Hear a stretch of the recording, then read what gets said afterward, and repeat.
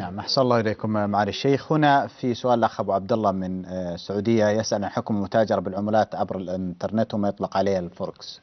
نعم، المتاجرة بالعملات يشترط فيه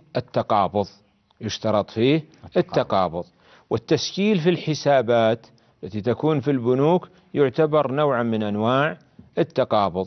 وقد ورد في الحديث أن النبي صلى الله عليه وسلم قال: الذهب بالذهب ربا إلا مثلا بمثل، والفضة بالفضة ربا إلا مثلا بمثل.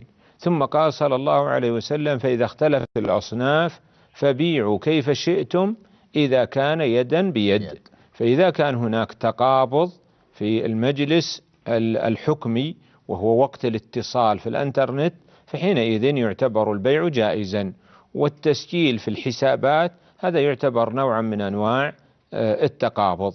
أما إذا كان التقابض لا يكون إلا بعد مدة، بعد ساعتين، بعد يوم، بعد يومين، ولا يسجل في حساب الإنسان إلا بعد هذه المدة، فحينئذ نقول لا يجوز مثل هذا التعامل، لأن النبي صلى الله عليه وسلم قيد بيع العملة بالعملة بكونه بالتقابض.